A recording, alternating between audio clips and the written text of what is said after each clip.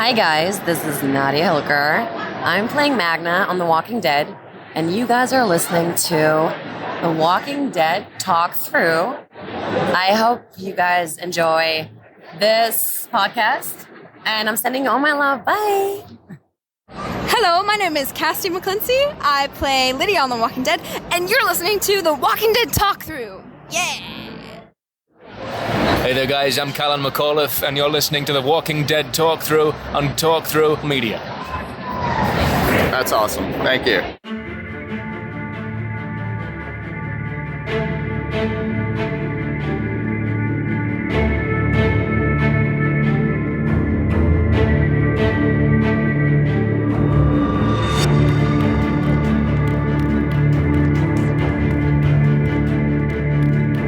Hey survivors, welcome to the episode 108 of The Walking Dead Talk Through. I'm Kyle. And I'm Mark. And as you can tell, unfortunately Brian is not here with us tonight. He's currently podcasting on the Star Trek Picard Cast, and as predicted, the show is taking up too much time for him to also be hosting on this podcast. If he returns to this podcast right now, he feels like that would be neglecting his family, so he hopes to return to The Walking Dead Talk Through in the last few episodes of this season. Until then, he'll be sending in feedback like the rest of you, and will continue to post ratings because he honestly cannot stop doing that no matter what, which is the truth. Yes. So we will be taking over for the meantime, and we welcome you. And so let's get started. So we'll be covering The Walking Dead Season 10, Episode 9, title Squeeze. It was written by David Leslie Johnson McGoldrick, as Brian calls him, the mouthful. He's been a writer on this show for many years, and this episode was also directed by Michael E. Stetrazamis. And the description of the episode is, in the mid-season premiere, our group must figure out how to get out of a precarious situation. All right, well, let's go under our rating. So, Mark, you want to go first? Sure, I gave it 8.9 out of 10. This is a claustrophobic episode in the beginning. And I give it a 7.8 skanky alpha sex breasts out of 10. Yeah. And Brian gave it a 7.5 ridiculously narrow cave/mine entrances. That's too funny. All right, well, we'll go on then to our listening ratings. Well, Steve from Oklahoma City gave it 9 out of 10 Parker Spelunkings. LT from NC said, gonna give this one a 7.5 out of 10 knocking boots with your socks on. Well, Danielle from Bronxville, New York says 8 out of 10 zombie armed torches. It's too dark to see. Good opening episode to get us psyched for this season. Is Negan really gonna kill Alpha after that love scene? We shall see. Yep. And Glennis from Toronto gives it a rating out of 7 out of 10 Game of Cave Hopscotch. All right. Well, that's done with our listeners' ratings. And so let's go on to Awesome Sauce. Awesome Sauce! All right. Our first listener's Awesome Sauce comes from Glennis from Toronto. And she says, Aaron spiked hammer time on that walker. Yeah, it's one of my favorites. Yeah. Steve from Oklahoma City says, that fight scene in the cave with the Whisperers was quick but outstanding. And he also adds, Aaron hitting that Zed with his metal fist as it came through the hole after Jerry. Yeah, I thought that was crazy and amazing, too. It's just like splat. Yeah. No, it was just, it's fun to see him like using that like weapon. It's kind of an actually cool weapon. And then next is Todd from Ohio, and he's says, Jerry, my hero, which might be dangerous for him, so keep an eye on that. Yeah. All right. Well, that was all our listeners' awesome sauce for this week. So you want to go ahead with yours? Sure. Mine would be Jerry and Aaron holding up the cave to let everyone out. Then Aaron left Jerry there to hold it up pretty much for himself to get everybody else to squeeze through, except for, Connie and Magna. But he was holding it up like that one guy in Conan the Destroyer. That's all I can remember was like him with the back holding up some sort of entrance and everything. It just reminded me of that. It just like harkens back to those old movies. And the only other point I would have is I had to agree previously. I think it was Glennis that said it. This said severed hand torch that was new and useful. Hasn't been done before from what I remember. Yeah, no, I've never seen that. I actually think my first thought was like, wait, so like that actually burns pretty well. Yeah. It's like, I had no idea. All right, well, Brian put in some awesome sauce, and he says he didn't really have any. He's like, okay, one, Carol's claustrophobia was a reference to something she said in season 1, episode 6, TS19. And that's a good question, because I actually I ran a little time, but I was trying to find some instinct where we actually did get any kind of hint at that, because as far as I could tell, it was just like, I've never seen this before, in her. So I will have to go back and check that out. Yeah, same here. She has so many fears though. Yeah, but I mean, she's just been such a strong character from the start that I guess maybe not really. In the very beginning, she was the weak-willed one that was always female. Well, yeah, and then she grew into her own. No. I think that's what I'm kind of like. That's what has stuck with me is just the fact that I'm like, I think her early beginnings, she was the abusive wife, dealing in this whole situation and being the weak one, to how we kind of know her now as being like making the tough decisions and like just being really strong for like, like the kids or like, other the other people in the group. So I guess just after all this time, it kind of came to me as a surprise that, anyways, I think we'll go on to it a little bit later, but that was it for him. But I guess I have to agree with everybody else as Aaron spiked hand and just watching him use it on walkers, because it's really, really cool. Because I mean, if you come from the comics, I mean, like Rick never really had too much. Well, it wasn't like the comic where Rick had lost his hand. Well, no, right, but I don't ever really recall, unless it was later on, which I haven't read it. I haven't finished the whole comic, but it never turned into like a weapon.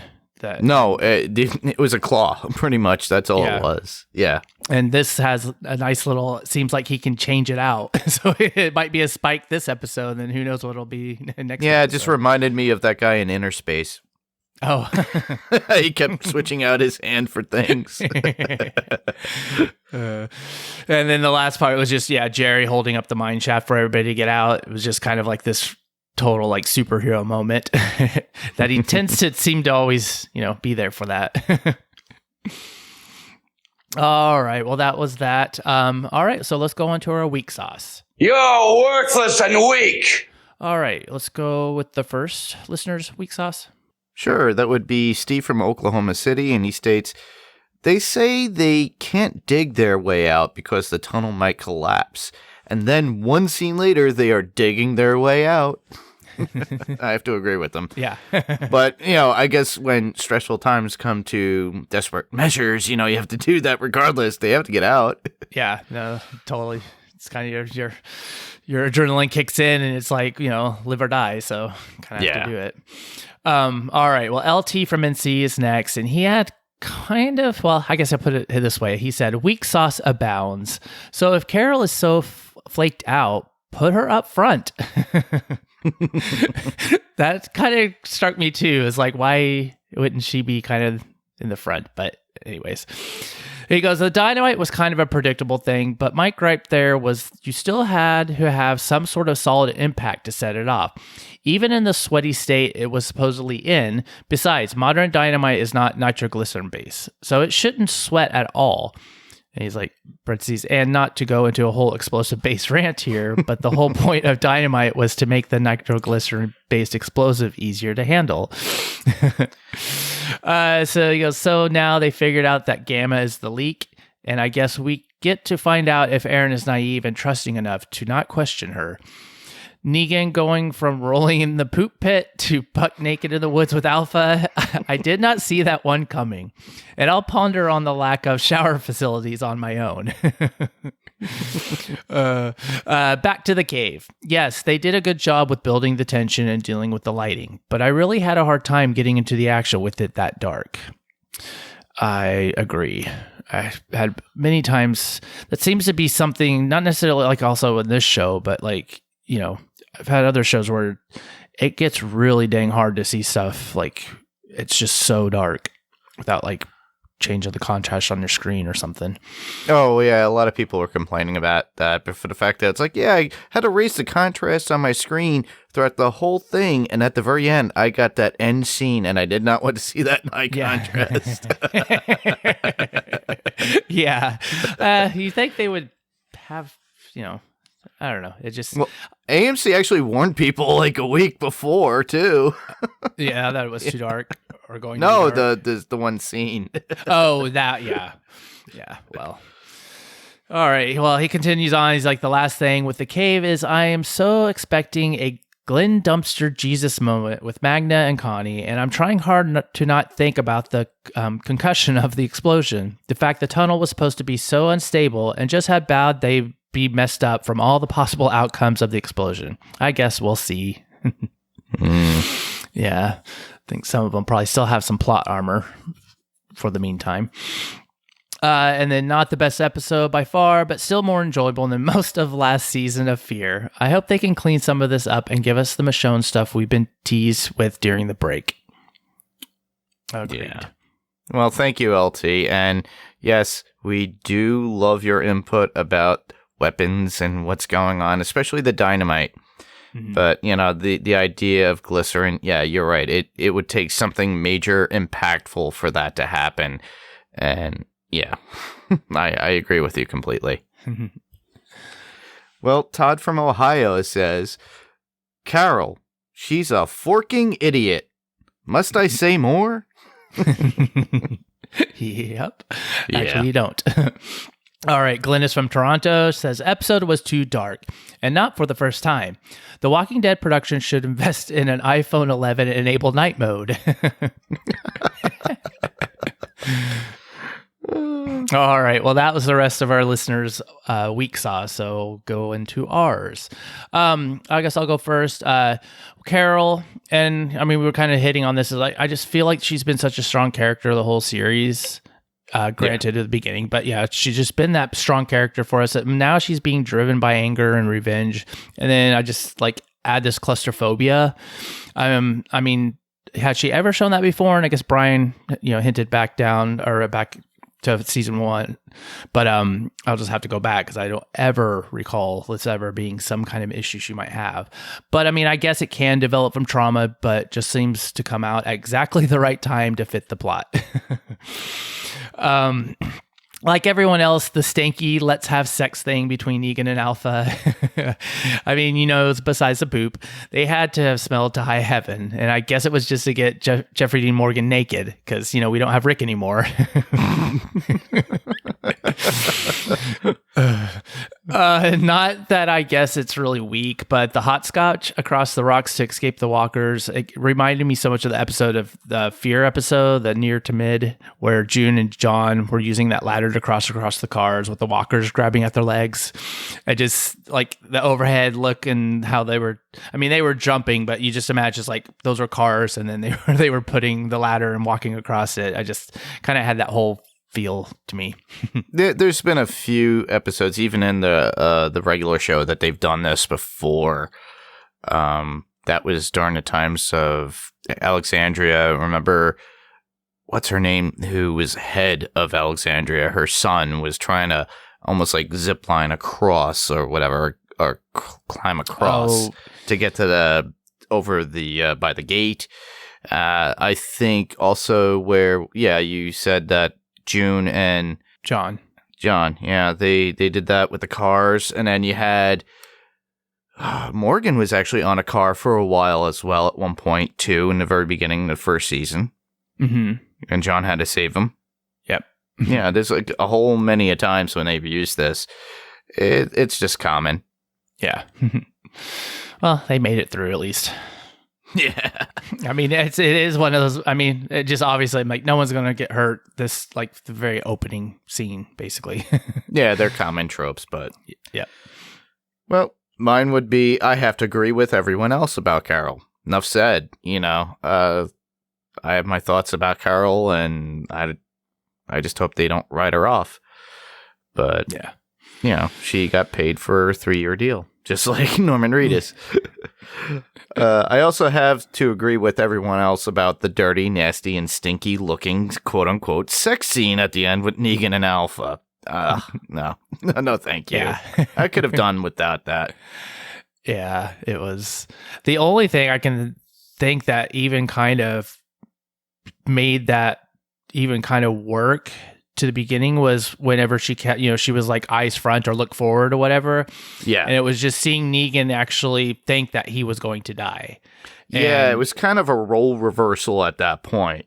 Yeah. And I think he had instant fear at that point. Like I'm being, and that's pointed something out. we don't get to see or really have seen a lot of. And just, he's such a great actor, but it was like you almost hear the shaking in his voice. So I mean, I don't know. I love that part, but then of course where it ended up, I was like, like. And she's kind of small. She only has a knife. She didn't even have a gun at hand. Mm-hmm. So I don't know, but I'll talk about later on what it reflects based upon within the comics. Cool. All right. Well, next is Brian. He added some comments for his week, and he said AMC premiere is at it again. They stuck another show on the episode wanting you to watch it. Was it Talking Dead? No. Better Call Saul? Nope. It was Dispatches from Elsewhere. Now, I might watch that show at some point, but because AMC is playing their shady tricks, I'm not going to run out and watch it anytime soon. I've got enough shows I can't watch as it is. Same here. Yeah. I know CBS All Access is doing that too with, I forgot recommendations and stuff like that. And it just comes right on saying, oh, since you watched this, hey, listen to that. But it has nothing to do with Star Trek. It has nothing to do with like I've never even like hovered my, ever come across it, but it's like as soon as the episode's over, it's like, oh yeah, it's time again. I don't know what it was. These aren't even like Google Analytics either, too. Right? They're just like, here, we're gonna try to force you to watch this and hope you're not playing or like half asleep or something. I don't know. Yeah. He goes on. He says, people fell on the rocks. I'm shocked. Someone got claustrophobia. Oh my god! Someone got stuck in the ridiculous narrow areas. You've got to be kidding me. It was too predictable for me. Yeah, it was, and it was pretty much almost like a predictable horror movie, and that's kind of how they staged this. Mm-hmm. And it did look like a stage, but it harkened back to all the tropes of horror movies and zombie movies. But in this case, very much like that one movie where all the girls went spelunking into the caverns and stuff and being hunted, but on top of that, we've seen these things before. Yeah. And they're just trying to bring back the scariness of The Walking Dead in its own way. But I think we've gotten to the point where if you've been a watcher since day one, you're kind of immune to this. Yeah, I'd have to agree. It's kind of how it's getting hard to where it's like something's going to just shock me, and like, or be like, or scary. It's the zombies have become so less of a threat that it's not, I don't know. It's just kind of like, oh, no. You're going to get like, you're almost going to get bit, but you're also, it's like, it's like, they're not like terrifying as they once were. Yeah. And almost like, they're not coming out. It's like, even in that cavern or that cave, they're walking around. You could hear them with the way they. Yeah. It's almost like a slee stack from Land of the Lost. Oh, I could hear it. Okay, I'm good. Oh, wait, that one's not doing it. That's a whisperer. I'm gonna just attack that. Yeah, and that's one thing I did enjoy about that because it was kind of hard because it was dark, but you almost kind of like had to catch the walkers that actually had knives in their hand. It's like those were not really walkers, and then there's some walkers mixed in there and stuff like that. So yeah. All right. Well, that was that. So let's go on to our what sauce. What?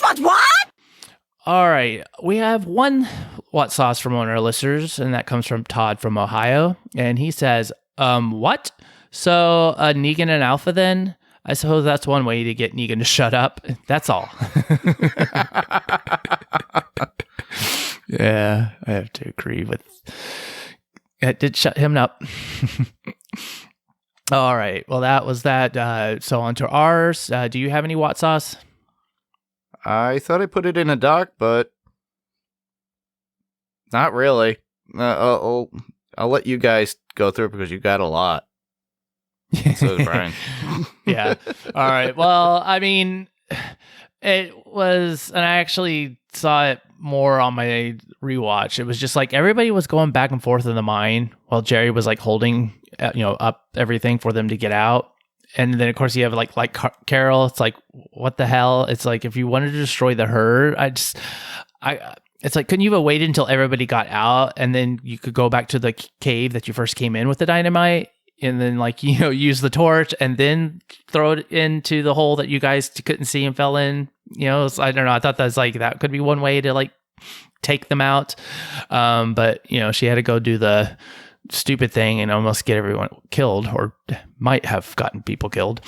And then at the end, it was like Magna just kept running back into the cave. It was like, Jerry's holding the thing up. Everybody's like, oh my gosh, let's go. Carol, they get her.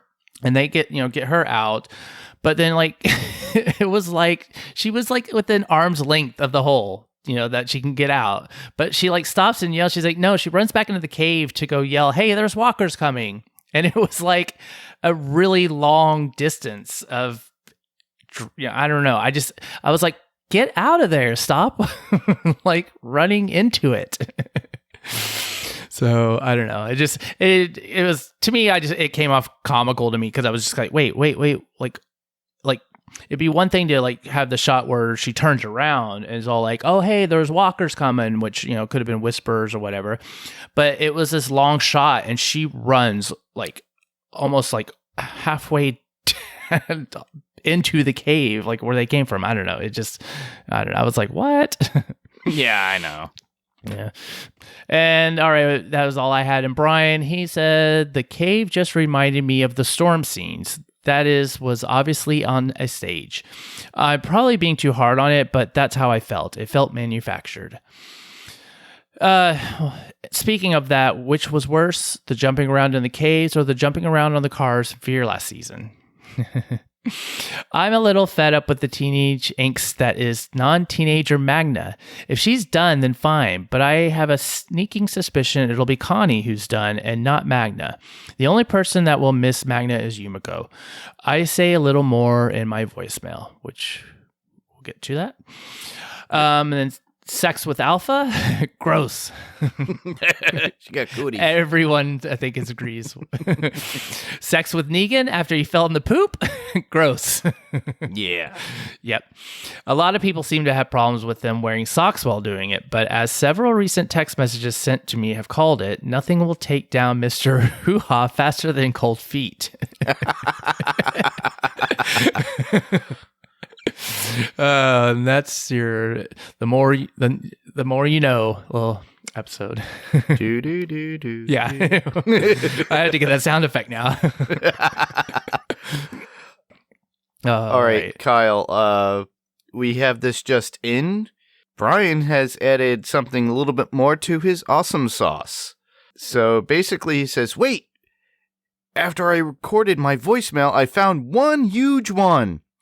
So in the AMC video for this week, spoilers, inside the Walking Dead mid-season 10 premiere, The Making of Alpha's Secret Caves, they are using our The Walking Dead talk-through theme music. So listen at 6 until 8:17. So he's got a link there. We could actually post that in our notes. Yeah. So if you listeners want to go out there and listen to it, more than welcome to. I'm actually going to have to go check that out after we record. Yeah, same here. Oh, wow. Cool. Alrighty. Now we're on to the sad variety. or sad or aw sauce. So Glynis from Toronto says, Magna parting on bad terms with Yumiko. Now is she going to make it out alive to be given a chance to reconcile? That's a good question. There were a lot of previews that are out there. I believe some people have spotted her. A lot of my friends who love searching all that stuff. I see her in this. I see her in that. And there was some sort of spoiler kind of Instagram at one point where they saw a body, but they didn't know who it was. Similar to Magna, similar to Aaron. Who knows? So we won't know until another episode or two.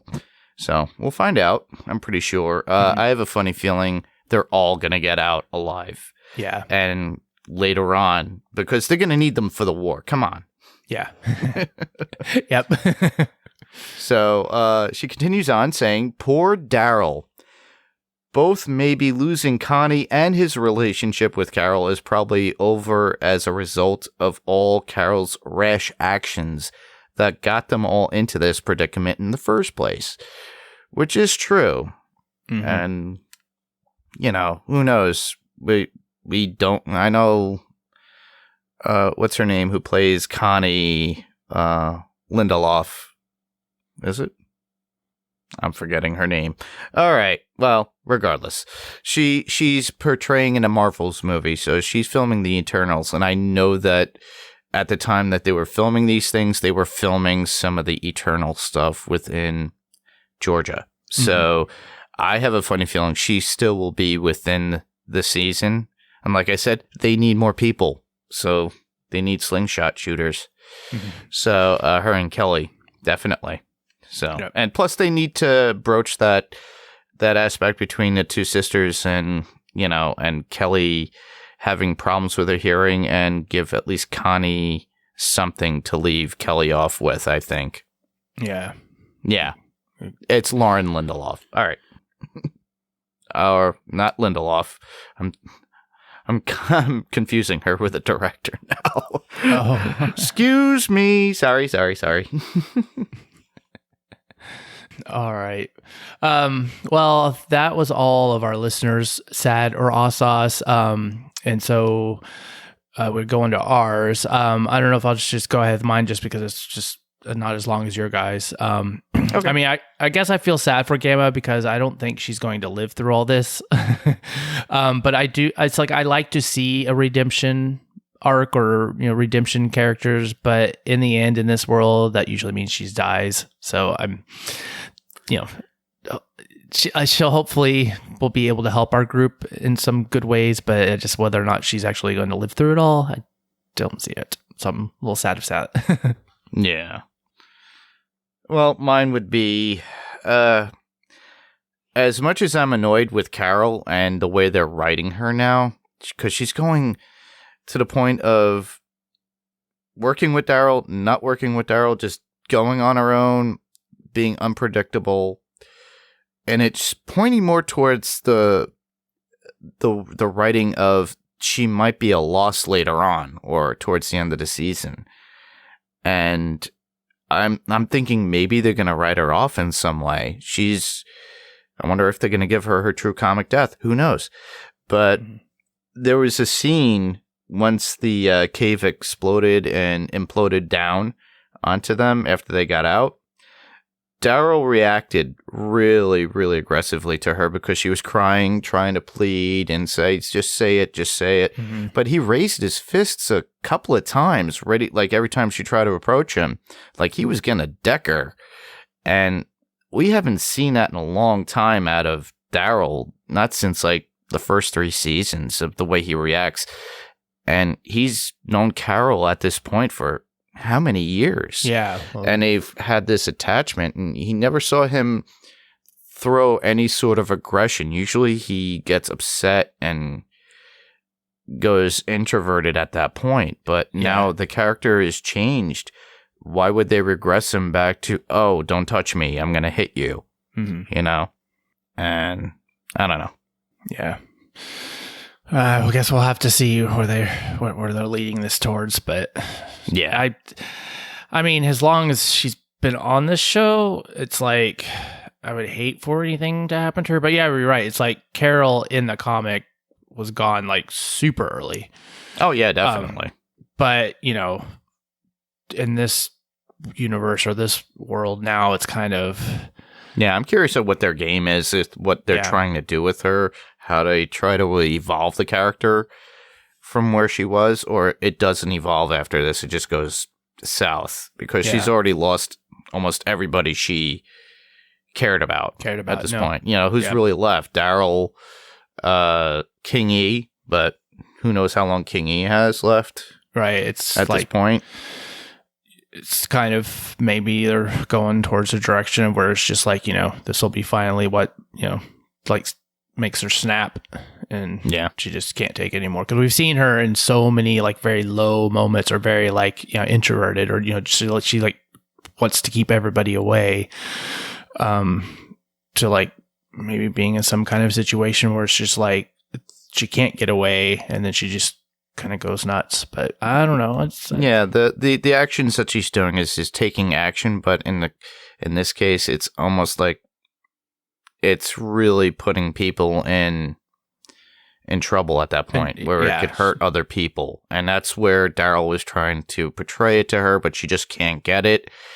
And I think in her mind she can't rationalize anything, and I feel it's going to be like a downward spiral. I don't know if there's a way for her to redeem herself. Yeah. I mean, she does say earlier, or like later on, where she's like, she doesn't want to kill. What'd she say? It was like, she doesn't want to kill Alpha. She wants to hurt her. Mm-hmm. And then, and then kill her. But like, she's... Yeah, there's no rationalizing about it. It's either A, you want to kill her, or B, you want to hurt her. So, what is she going to do? Kill Lydia when she gets back? Well, guess we'll see. Yeah, I guess we'll see. So, Brian left off with something. He says, I feel sad for Carol. Her grief is now putting other people in danger, and maybe have even gotten 2 people killed. She may have forever damaged her relationship with Daryl if Connie doesn't make it. Which, he hits all points there, too. Yep. All right, well, that was it for our sad and aw sauce. All right. Well, now, I guess let's go into our feedback. We can talk about it. Done talking. Time to listen. And now our feedback comes from the one and only Brian. This is kind of a difference. All right, so let's listen to it. Hi, this is Brian, and of course I'm leaving a voicemail. Why wouldn't I? Anyway, I miss doing the podcast, but I had to kind of, with Picard taking up as much time as it is, we're having to do ridiculously long podcasts. In fact, not this past one that we released, but the one before that was over 3 hours long. So, and they've all been at least 2.5 hours, or close to 2.5 hours. So anyway, I hope to be back at the end of the season, maybe the last 3 episodes, and podcast with Mark and Kyle. But anyway, I didn't love this episode. It was okay. I didn't hate it, but I didn't love it. I would have to give it a 7.5. Ridiculously narrow cave entrances. I don't know. That whole thing with the cave, or mine, or cave mine, or mine cave, or whatever it was. I don't know. It just reminded me of Planet Hell from Next Generation times, like, a made up cave and a made up mine, because of course what else would it be? So it just seemed, I don't know, manufactured. It reminded me of last season when they did the storm, because that was very much made up, and I made a lot of fun of that when it was on. So anyway, it didn't really work for me. the scenes with Negan and Alpha, well, especially, the big scene there, that's just gross. It's gross because, well, poop was involved. I mean, he fell into poop, and then he turns around and has sex with probably the dirtiest woman on the face of the earth. So for me, that's just not going to work. As far as the rest of the episode, I was sad about Carol. She just seemed to be stuck. And unfortunately, Magna and Connie may pay the price. And, for that matter, I pretty much want to guarantee Magna's going to survive because nobody really cares about Magna. So Connie will be the one that dies from that, and Daryl will find Magna because of reasons.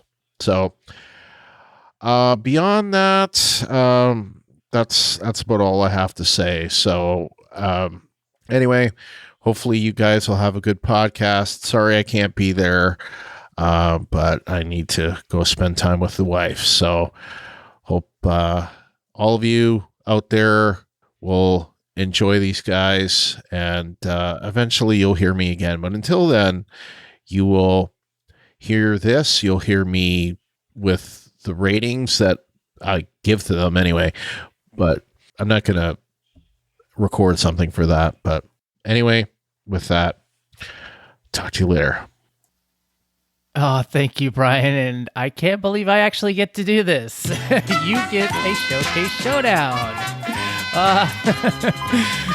Thank you, Brian. We're definitely going to be missing you during, the time that you aren't going to be able to join us, and can't wait for you to join us later in the season. But, keep up the feedback. We're definitely going to keep it, letting everybody get to hear your thoughts, and we'll hope to be having you on soon. All right, well, next we get a voicemail from Steve from Oklahoma City, and so let's listen to that. Hello, Walking Dead Talk Through. It's Steve. This is for Squeeze. Really love this episode. The tension was just right there in the whole cave scene. Everything they did, they had me. I got a little confused now when they came out of the one section. It was almost like an Odyssey kind of thing where they'd make it through one section and they go, and they'd have a breather, and then suddenly they'd have another section they have to go through, and then another section, and then these multiple sections, which was cool. But the only one that I wasn't sure about was the one when, was it Magna or Connie came out on the ledge and almost stepped off, and Daryl pulled him back, and they saw the Zeds down there at the bottom of of whatever that ledge was. And then the next scene, we see them walking through another section of cave. So I didn't get there if they had to cross that gorge, if they found another way around it or what. Was a little confused on that, even watching it twice. And, but other than that, it was really good. Like I said, the tension really mounted. And of course, the stuff with Negan and Alpha is just ew. But it's not gonna make you stop watching the show or anything. It just was kind of ooey. And I did find it kind of interesting though, the fact that Magna didn't even, she didn't have the concept to even suspect her people until Negan brought it up, and that just shows how I don't know if it's arrogance or just pure hubris on her part to think she has such a hold on Gamma, but it takes Negan kind of snapping her out of it and realizing, even without a lot of proof even. So can't wait to hear what you guys thought. Talk to you later. Thank you, Steve. And as you know, feedback, you get a showcase showdown too. Thank you again for all your wonderful feedback that you've given us throughout these seasons. So we definitely like to hear more from you and what your thoughts are for the rest of this season. So thank you again. All right. Well, then let's head on to you. Yeah, well, listeners first. First listener feedback, Glenn is from Toronto. Negan and Alpha, just ew. Really getting down and dirty. Negan's got himself a new quote-unquote squeeze. Big smiley face emoji. She adds on saying, Jerry doing a Samson holding that support pillar up. Don't cut that hair now, Jerry. Yeah, she saw that too, but I thought Conan the Destroyer. She continues on saying, can Carol redeem herself and stop being so impulsive and endangering everyone around her? Or Daryl banishes her? Like Rick had did in season 4, episode 4? It's a possibility, but I don't think Daryl would actually banish her. Yeah. Unless Maggie comes back and says, get the bleep out. Who knows? Yeah. Well, I mean, but I don't think Maggie's coming back until the very end. Yeah. Yeah. Then she continues on. The last bit she has would be, I think Connie is a goner, as she looks as if she's following in Denai's footsteps, as she, Lauren Ridloff, is in the movie The Eternals, just like I spoke to before, and she corrected me and gave me the right name, Lauren Ridloff. Should have read the comments before. Sorry, I had a late night at work. It's all good. All right, well, that was it for our listeners' feedback, which is a little bit slim this, episode, but, I think people are probably gonna start, we'll start watching more once. Oh, I hope that's so. On. Yeah. All right. Well, I guess I'll just go on with mine since you just read the last listeners. Sure. So I just kind of miss Negan's long-winded, wordy speeches. Like, Negan's been a very interesting character, through the whole, series. But, we had 2 years of him where it almost kind of like was so overboard that, you either liked him or you hated him or you just like were annoyed with him.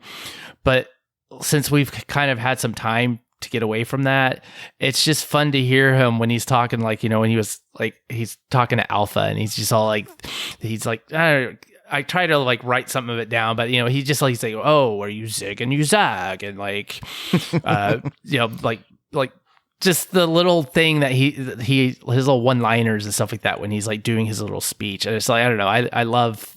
It's kind of like I miss that part of him because it always is like this word salad of just like really funny, like choices of words. But I also love how like he's so much louder than the Whisperers, and I'm just so surprised that they let him speak as much as they do because he does not know how to whisper. No, he doesn't. It's like there was a part of the episode where he was talking to Alpha. And I'm not sure if it's the same scene, but yeah, it's like he just got louder and louder and louder, and then he started boasting more and this and that, and it was like, dude, this really has to be pissing her off. And then also I found the music at time reminded me of 28 Days Later, and it always seemed to be when it was on Carol. And I went back and tried to like, just speed through it or whatever to see if I could catch it. And the music as a whole through the whole episode had a lot of like, I don't know, like clanking and just like a little bit of like this subtle bass line kind of, or, noise or something like that. But then it was like on Carol in these two specific scenes where, she was trying to, she almost felt her death, lighting the dynamite. Yeah. And then when she was talking to Daryl, saying, call me out or whatever, like I actually went back and I'll see if I can add it in later. But you listen to 28 Days Later, maybe like a minute and a half in, and then you watch that scene with Carol, and it's literally almost like the same thing. Same score? Yeah. Yeah. It's just like there's this like driving, bass line, and then this ding, ding, ding, ding, ding, and it gets like, more pronounced, more fast, and like, it's a very good use of music to like amp up the stress or whatever. Yeah. So, but yeah, the first thing I thought was all like, I've heard that before. Very intense. Was it the same person that scored it? Yeah. So yeah, that that was pretty much all I had. Everybody else pretty much hit on the same kind of points. So let's the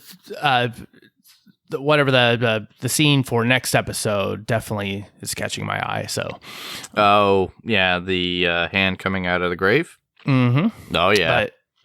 There's actually the first few minutes is on AMC Premiere, and I highly recommend it to anybody that doesn't have AMC Premiere. If you have cable or DirecTV or satellite in any way, a subscriber to those, you could still get AMC Premiere. That's how you're able to get Premiere, because you have to have the cable subscriber. You can't just get the app. Okay. So I recommend it. You get it the Friday, but you get all these little tidbits like behind the scenes, the thing that Brian was talking about earlier that he had, that just in information he threw in about the Walking Dead talk-through music that they used. Things like that are on there. These are little things that we can't get if you just watch the regular show on like cable or satellite. So these are little things that you get online. Sometimes you'll see them leaked on YouTube. You get YouTubers that'll actually show it or just discuss about it and only put images because due to licensing, they get flagged. Yeah. But I would recommend it for that stuff if you're a really diehard fan. And plus, you get to see other shows too that have no commercials. Better Call Saul. You got the new show that Brian was not happy to be forced upon. That I realized that too because I kept let it running and I was doing dishes or something. I'm like, why is it still playing? What is this? And I'm like, oh, okay. But there are other shows that are coming out and they'll premiere them. Now it's the new thing with the app to put it and tag it to the end. But there are other shows. There are Comic Book Men. They have the back episodes of that. So there are other things on there that you could get from AMC Premiere. So cool. My other notes would be basically Kelly is really annoying me. Honestly, she just seemed a bit whiny in this episode. She goes, "Are we going to be down here long?" And I'm like, oh my God. I like Angel Theory. I love her as an actress, and I love what she does on the show at times, but the way they've been writing her is very whiny and wanting and annoying. Now, the end scene obviously was really good for the fact that, she was upset because Connie and she thought she was dead. Mm-hmm. But the fact that it's like, how long are we going to be down here? It's like, you're tougher than that. Yeah. That was the only thing I had a problem with, really. Just like you, I really liked the music in the episode. It was very dark, and it took me back to some old horror movies I watched, and it has like that build up. Mm-hmm. And then, of course, that end scene with Negan and Alpha. That was originally taken out of the comic book, and it's actually on and I'm gonna give our listeners to skip ahead if they want after this, because honestly, listeners, this is good info. So skip in 1, 2, 3. Okay, so basically on issue number 156 of The Walking Dead, that was the cover page of Negan and Alpha kissing, but there was more to that story in the within that. Basically, Negan saw a bunch of whisperers looking to rape somebody, this woman, like in the back, and he stopped them. And then Alpha wound up becoming emotional because that's how she let her guard down. Well, that is the key issue where Negan takes her head. But obviously, in the end, we didn't get that this time. Yeah, no. he just gets coitus. That's it. They get the boogie woogie and little fun like that. So there, at least we get the kiss and we get that famous kiss, but visually on screen, upper half at least. I did not need to see the side dirty butt and whatever stinky mess that goes on with it. But that's where that came from. So the fact is, when will Alpha or who gets rid of Alpha is another story. And I'm curious to see when that happens. Yeah, that's interesting to hear. Cool. All right. Well, that was all of our feedback for this episode. So let's go into news, rating, and info. There's a couple weird stories on the news. All right. Well, I think we have good news. Walking Dead Season 10, Episode 9 got a 1.20 out of the 1849 with 3.518 million viewers. Yay! And that's up, that's up quite a bit since, Brian, obviously, he does this and he loves his ratings, so I'm going to do my best. But but still, episode 8 was a 1.02 in the 18 to 49 with 3.214 million viewers. So that was a previously all-time lowest ratings in that age group. So good thing I think people were definitely had this on their calendar because. I don't know about you. It's like during the hiatus, it was kind of like, there's other shows coming on. We got Picard. We got, there was a lot of just other stuff going on. Oh, definitely. There's so much TV out there that you could catch up on, and I still even haven't caught up with anything that's on Netflix. Yeah. Got many that are still just like in my list, but whenever I get to them, I'll get to it. I'll get to them. There'll be like 3 seasons already done, and I'll be like, okay, I finally have time to start. So exactly, it gets but it's good to hear. I'm glad to see them. It's up and not down. And The Talking Dead, which I wanted to watch it so bad, and I just did not have a chance. So hopefully next episode, because I know they talk about stuff in there that I don't know if you got to see it. Oh, I did.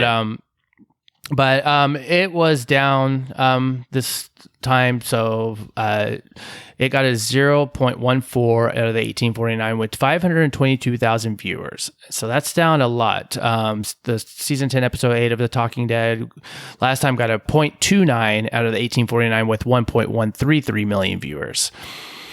So that's it does come on later. So I guess it's people. I like to think that it's like a lot of stuff I record on my DVR, and so it's just like I'll watch it whenever I can, but I don't watch it live. So, and then the Parrot Analytics, The Walking Dead was not in the top 10 this week. Brian was saying he's witnessing what he saw on Picard do a few weeks ago. There seems to be a lag with the Parrot numbers, and so this week's chart only covers up to Friday of February 21st, and you would expect that The Walking Dead to chart next week and should go up from there. And if it doesn't, that should tell us that demand for The Walking Dead isn't what it was. So hopefully, that's not the case. There's so many ways they get ratings or do ratings now, so it's kind of like I don't necessarily trust it from like right off the bat. This is the first set of numbers. It's like let's see where it goes throughout the week. All right, info about this episode. He says there's a new feature on AMC.com. Inside The Walking Dead Season 10, Who Can the Survivors Trust? The cast and creators take fans behind the scenes of the war with the Whisperers and break down how Alpha has sowed chaos and turned the survivors against each other. It's actually interesting. I like going to actually watch that. They have a lot of stuff on AMC Premiere, which goes into the offices. Oh yeah, of them and how they do things too. So if you go on to AMC Premiere, they have that as well. So they have a lot of content then on AMC Premiere. That's definitely like I guess worth checking out if you're a big fan. Fortunately, I don't get it through because I switched to YouTube TV, so it costs a little extra if I wanted. But I'll have to see if I can add that into my bill. Sorry, to me streaming services. All right, well, let's go into some news because there's definitely been some stuff that I've come across. And if you have anything to add, definitely jump in and add it. But the first was Danai Gurira. She signed a 2-year overall deal with ABC Studios. Yep. Under that pact, she will develop, write, and produce from the studios across all platforms. So that's interesting because I don't know if they have specific shows that are only on, say, I guess they're streaming or not. But that's good to hear because she's very, very talented. She's currently serving as a showrunner and executive producer of Americana miniseries for HBO Max, which she adapted from the best-selling novel by Chimamanda. I'm totally going to butcher this. Chimamanda Ngozi Adichie. And I added a, like in that article, it was actually from the Johnny Davis, the president. And some of these quotes, I was like, this is awesome to hear. It's like, from Zimbabwe to Wakanda to Broadway, there is no one like Diane Carrera, said Johnny Davis, president ABC Studios. The scope of her talent and the breadth of her abilities are simply astonishing. We are over the moon that she has chosen to make ABC Studios her exclusive home. So good to hear. She's going to, be with us for a long, long time. Not only in the Walking Dead universe, but obviously branching out. That's going to be cool. Oh, definitely. And the next one up, that'd be Avi Nash. So he explained how his final wish on the show was deemed too extreme by the showrunners. As we know, when he turned, he went for the baby, but Rosita managed to break free and kill Sadiq again. But Avi had pitched an alternative ending for his character, which was when chatting with Metro.co.uk ahead of the season's return, the actor joked, "You know what? I wish I'd eaten that baby. I was legitimately going to. Not just because it was horrific, but also I was like, do you guys really want to act with another baby? Just go for it. Let me just do this right now." I was a like, little bit extreme. Yeah. Well, and as the article goes on, Angela King, I guess he kind of pitched that to her or whatever, but she was just like, it was not going to allow it to happen because that was too extreme already to what they had. So it's just interesting to hear like that. There definitely, because I think he goes on to say that like they film that scene, like it was really, really like long, but obviously, they cut things down to kind of, build what they need to build. But apparently this was something that had some back and forth, and obviously Javi was like, I want to eat the baby. That would have been a first. Well, there's a little bit of news too. A lot of listeners who've been there and watching the show since day one. Everybody knows about the Frank Darabont lawsuit that's been going on. So in early February, they just basically stated, closing in on 6 years after it all started, the $300 million legal death match between fired The Walking Dead showrunner Frank Darabont and CAA against AMC over profits from the Zombie Apocalypse series is finally going to trial.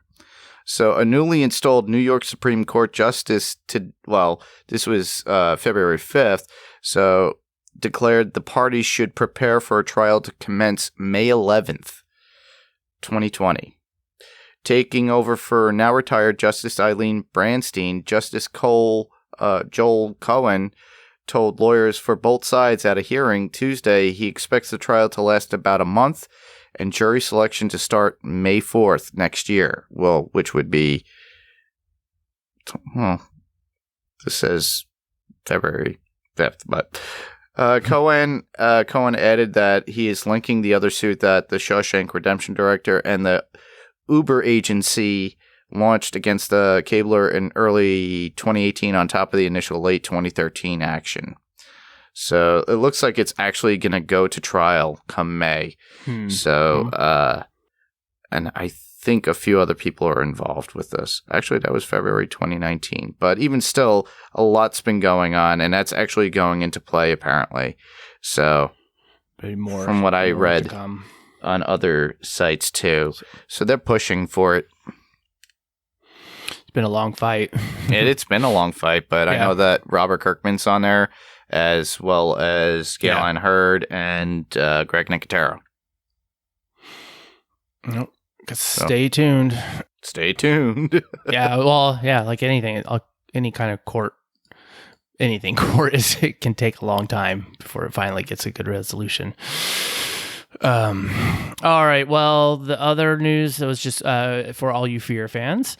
Coleman Domingo has signed his first look deal with AMC Studios. And I'll read the little excerpt they put in there is like, from the moment AMC viewers first saw Colman Domingo as a mysterious and dynamic Victor Strand in season 1 of Fear the Walking Dead, they haven't been able to look away, and neither have we, said Sarah Burnett, president of AMC Network's Entertainment Group and AMC Studios. He has become a core character of the series, and as anyone who knows him knows, his talent goes far beyond that one character on that one show. He is a writer, producer, and performer who can move effortlessly between film, television, and the stage, and we are thrilled to be expanding our relationship with this extraordinary talent and individual through this first look deal with AMC Studios. And, well, that's always good. I love Colman. He is awesome, and yeah, I can't help but he's so flamboyant and so fun to watch, and you does some good directing too. Like, I mean, oh yeah, he's multi-talented, so I'm just glad that he's he's got a nice fashion AMC sense too. Yep. And I just put in there as like some, I've already know it's like, he stars in A24 Zola, and he's got a recurring role on HBO's Euphoria, and he will be seen in Jordan Peele's sequel to The Candyman. Awesome. Yep. A little bit more news. What's going on? This is regarding Walker Stalker. Tennessee Attorney General filed a lawsuit against Walker Stalker LLC. So the complaint, which was filed February 18, 2020, alleges that Walker Stalker engaged in unfair, deceptive, or misleading acts by refusing to promptly refund consumers the money they were owed. And the suit cites several cases where consumers claimed that they were not refunded their money, including Nashville, Portland, Phoenix, and London. Unlike their Portland and Phoenix counterparts, Nashville consumers and vendors did not even receive an email informing them of the defendant's unilateral and last-minute decision to cancel the event. Many ticket holders and vendors traveled to the event site only to discover the cancellation on the day of the event. It's unfortunate that this has happened here, but it's pretty much impossible for Walker Stalker Con to continue. I think in many ways, Walker Stalker Con is a victim to the show's rapidly eroding ratings of season 7 and 9. They should have stayed a single yearly conference, but they expanded too quickly, and then when the market was no longer there, took too long to contract. Then they went into a quote-unquote rob Peter to pay Paul situation, relying on future tickets to pay past debts / expenses. I want to be clear that I'm not condoning the practices of the company, and it's very sad that has happened to a lot of fans, vendors, staff, and celebrities who have not been paid. However, the show was still getting 15 million viewers an episode. Would be telling this story right now. I think James thought the well was never going to run dry, but he was wrong. I listened to his podcast and heard him say not so positive things about the show. He should have listened to himself and then realized that a lot of people would feel the same way and not expand so rapidly.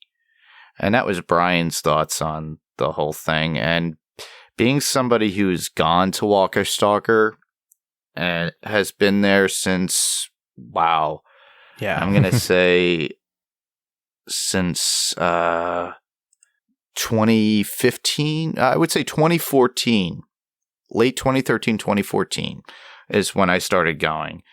And I went to this last Walker Stalker in Atlanta, which is the biggest. And honestly, when I say it's a graveyard there, it was a graveyard there, it was, as far as attendance was concerned, in comparison to what I was told and saw from previous Atlanta shows. And I was at the previous one from the year before, and it was pretty crowded. So, yeah, it's just a sad situation. James, a lot of people don't realize, had to put his house, or actually his house was taken. They are selling his house to pay back all the debts that he has. And they go up into the millions. And he will be facing, federal crime at this point, because if he can't pay it, then he has to pay the due or pay the price at this point. So it's really a sad situation. I saw it going downhill after his partner left. And Eric I think his name was Eric, was there, and I think he held a lot of the financial duties, whereas James was pretty much more of the flamboyancy of what's going on in the show and somewhat of the organization of what was going on for each individual show. And he probably just got wrapped up in the idea of everything and, maybe thought, okay, this is my personal piggy bank at some times, but now that's caught up to him, and I feel bad. It's like, originally when they started out, it was in great intentions, but to see the show go like that, and I've seen cons come and go. Hey, I was a Hercules Xena fan, and I used to go in the mid to late 90s, and I saw that kind of dwindle out. And Godzilla conventions they were in the mainstay within the 80s until the mid 90s, and not until Godzilla 98 came out. They narrowed it down just to 2 places. So you can only go to like Chicago and I think Japan. That's it. Those are the only 2 places. Only 2. And Japan is the only one that is the biggest, because obviously that's where Godzilla came from. But all the others, you would see actors show up from, you would see Kevin Sorbo at smaller conventions or more organized or renowned conventions that have been there for over 20-something years. Eventually, that's where this is going to lead to. There is going to be a pandemic, like a zombie show, a week before the initial Walker Stalker that was stated to happen in October of 2020. So that is a definite go, and I know a lot of people that are already going. I might actually attend for the fact that I know a couple of the managers of like celebrities that are going to be there, and when he said you should go, I guess I should go, but I have to find a bunch of people that want to go too. But it's going to be in the same place that they held the Walker Stalker in Atlanta, which is it's pretty big. So, and there are going to be actors and celebrities there that were on Twitter declining, saying that they would never go to a Walker Stalker ever again. That's my thought on that. So the cons are out there, and I always recommend, if you guys really want to meet these people, look for a local one, or look for one that's close, or and you could actually find out which ones have been around the longest. So in New Jersey, there's Monster Mania, there's Chiller Theater, and you'll see the actors there as well. There's actually Mid-Hudson Civic Center. I live up in the Hudson Valley in New York, and come May, we're going to get Beta. So Ryan Hurst is going to be there. He's the big name that's going to be there. So cool. Yeah, I'm going to go to C2E2 this year. I'm not sure anybody from The Walking Dead are going to be there. I'd have to check. I can't remember, but it's like, there's so many cons and there's so many, it's kind of like, it's sad to see, because how people can invest so much time in their money, and for it to just happen like that, it sucks. It's like, you don't want to see, I'm sure it never was intended to ever see anything bad happen to the fans. And I don't know really enough into it but it's like, it's just unfortunate and sad to see that if it just turned into something that was being taken advantage of and then people got hurt, that's never any good.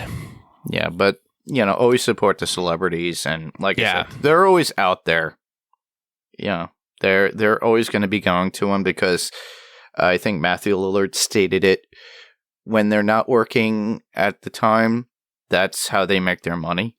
And they do appreciate anybody that comes up to them to buy an autograph or get a photo op, or just to come up and say that they, you love them. It doesn't cost much, maybe the ticket entry, but they are there. So. Yeah, they're there for the fans, and that's what it's all about. Yep. All right. Well, that then does it for this episode. So to interact with us, we want to encourage you to follow us on Twitter, and you can find us at Walking Dead GSM. To submit your theories and feedback, most people post in our designated episode thread in a Facebook group, and you can find that at facebook.com/groups/Walking Dead GSM. And we like to encourage you to use our email address, and that is at walkingdead@talkthroughmedia.com. You can also find our new feedback form there, and that's at talkthroughmedia.com/feedback. And as well as we always post that on the Facebook group with the blog post before each episode to submit your feedback on there, or you can click on the link and it'll take you to our feedback form. We love getting voicemails, so if you have the time or want to start doing it, please call us at 216-232-6146 and leave your feedback there in voicemail. We love it. Deadline for the next episode is set for a regular day and time. That's 6 p.m. Eastern, 5 p.m. Central, Tuesday, March 3rd. And as always, we would always would like you to go to our Facebook group of our network, which is Talk Through Media, and you can see all the shows that we're doing and everything that our network is offering. So you can find that at facebook.com/talkthroughmedia. Definitely. And the best way to support us would be support us on Patreon. Come on. Yes. www.patreon.com/walkingdeadtalkthrough. And we would like to thank our Patreon supporters, Steve Brown, Alex Baelish, and Lawrence Todd. Thank you, and guys. remember to share our posts on Facebook and Twitter when we post them, or tell a friend. Word of mouth is the best way to get us some new listeners. And that's always the best way. Awesome. Yeah. And it's fairly easy too. You just retweet or share on exactly. Facebook. Or use your Instagram and just show an image of us or you playing the video, like the podcast. Who knows? You can subscribe to us in Apple Podcasts or podcast client of your choice. While you're there, just give us a rating or review. It'd be awesome. Yep. All right. Well, until he returns, you can listen to Brian and Ruthie on the Star Trek Picard Cast, which he has been having, I think, the time of his life there, but it is taking up a lot of his time for sure. But it's also available on Apple Podcasts, Spotify, Google Podcasts, and most other podcast apps. And you can also find it at StarTrekPicard.com. All the episodes are available on the Star Trek Discovery podcast feed, as well as StarTrekDiscoveryPodcast.com. So you can either go to StarTrekPicard.com or StarTrekDiscoveryPodcast.com. Takes you basically the same place. And then also the Facebook group is at Facebook.com/group Star Trek TTMP or TTM podcast. So Star Trek TTM podcast. Hold on, let me redo that. And you can go to the Facebook group, which is facebook.com/groups/Star Trek TTM podcasts. Currently, it's he has the first 5 episodes with 5 more to go. So definitely check it out if you're a fan of the Picard and want to hear Ruthie and Brian talk, because it's very awesome. It's been a lot of fun. It's like I'm still behind a couple episodes, but I'm trying to catch up when I can. But I'm almost kind of like, I want to get on that show. You do? Yes. I also don't have a whole lot of time either, and so I always miss the deadline to get feedback in because it's literally within like a day or so. yeah, that's the same. And but they also have a new Patreon for that podcast, and that's patreon.com/Brian and Ruthie. And so if you enjoy their work and want to donate, definitely head and check them out there. Mark, what's been up with you? Oh, you could hear me on Panels to Pixels podcast on the Next Level Radio online podcast network. So currently Steve Brown and I are pretty much working on season 3 of Daredevil. We're probably almost halfway there with the season. Well, we appreciate anybody's feedback that are actually going to rewatch it again. I'm just sprucing up because we needed something to talk about, and I felt, this is the last of the Netflix It was one of the last, and it was one that started the Netflix revolution for Marvel. Mm-hmm. So to me, I wanted to go back, started to watch it, and it took me about over like a year and a half, 2 years to go and watch it. I only got to watch the first 6 episodes, so Steve and I fell on that, and we said, all right, let's do this, and then we were going to go into probably a few other podcasts that we like, shows that we loved, like, you know, hopefully The Boys will come out soon, and we love doing The Boys. We didn't get a chance to do that episode by episode, so look out for that one when it comes out. That'll be awesome, because I love that. Yeah, I love that episode, but I listened to you when you guys were covering that after I'd already watched the whole show, but it was fun to go back and like just go back and rewatch them and just listen to it. So check them out. It's awesome. Yeah. All right, well, so the next episode of Walking Dead, Season 10, Episode 10, is called Stalker. It was written by James Barnes. We don't know who it's directed by, and we don't have a description that I did not see one posted yet. Hold on. No. Okay. No. All right, scratch that. So yeah, we don't know what the description is, so we will definitely have to wait and see next week. All right, well, so until next time, I'm Kyle. And I'm Mark.